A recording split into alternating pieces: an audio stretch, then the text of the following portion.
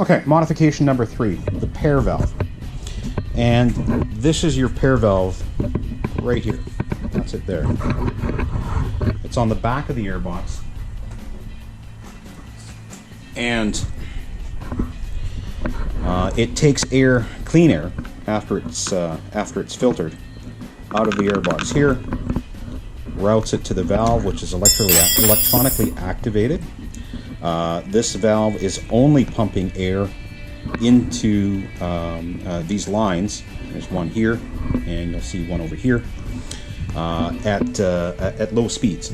And what this does, what the pair valve does, and this is another emissions modification that's required for vehicles with catalytic converters.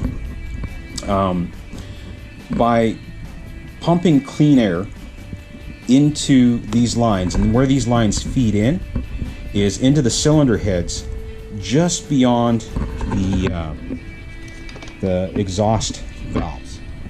There's the pair line on the rear cylinder, and there's where it feeds into the cylinder head. It goes through the tappet cover right down into the cylinder head, and just on the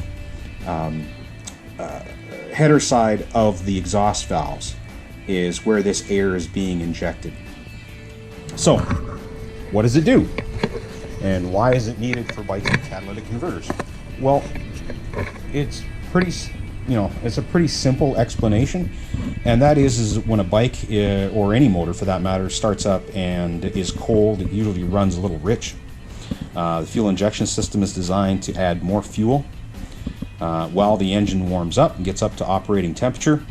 And what what happens is that you'll wind up with a little unburnt fuel sitting in the exhaust system, and that is not desirable from an emission standpoint.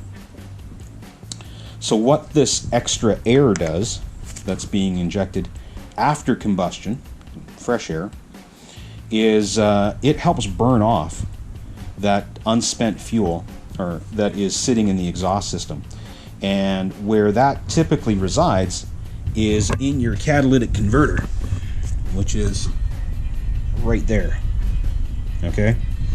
So if your bike is equipped with a catalytic converter, in other words, you haven't modified the header system on your bike, I would recommend leaving the pair valve connected.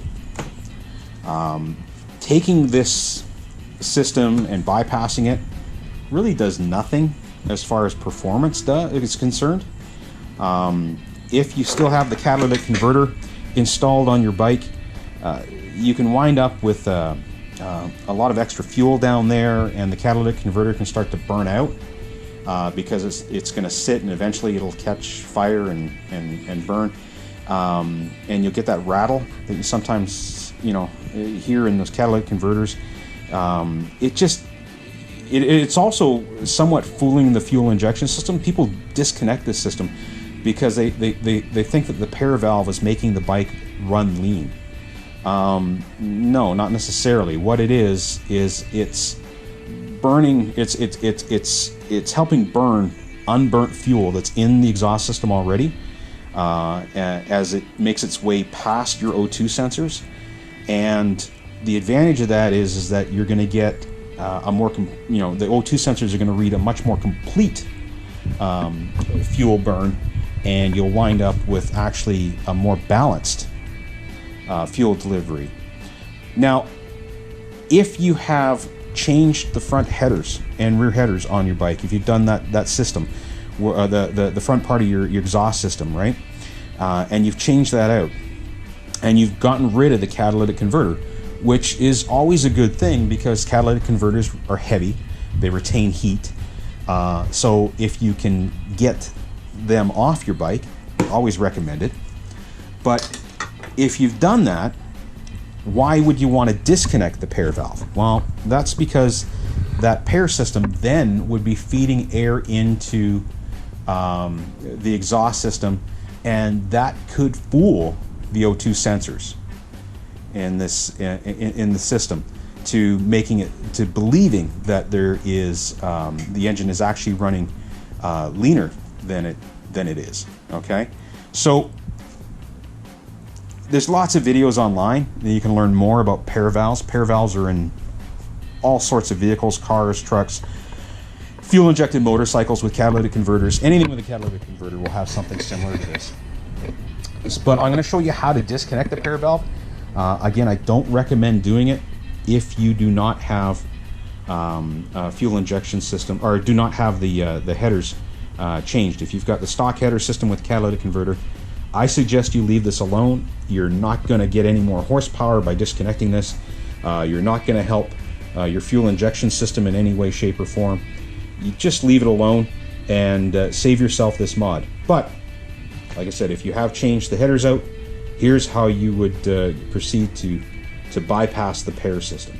Okay, so to disconnect the pair valve system, what you would do is you'd find this hose which runs into your air box from the pair valve.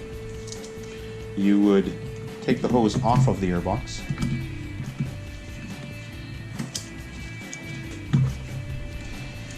And what you'd do is you would plug that hose.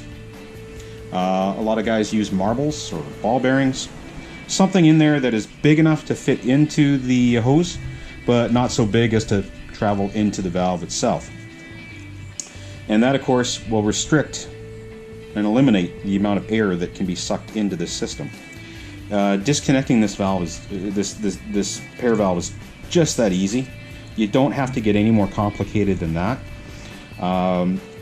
Disconnecting it on the electric switch doesn't work. It'll just continue to flow air in through the system.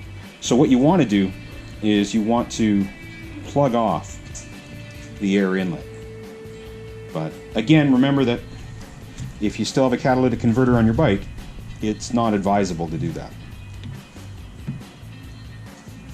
So just remove the hose, stick a marble or ball bearing, or just about anything big enough that's going to stay in there and not get lost into this hose, and lock it off.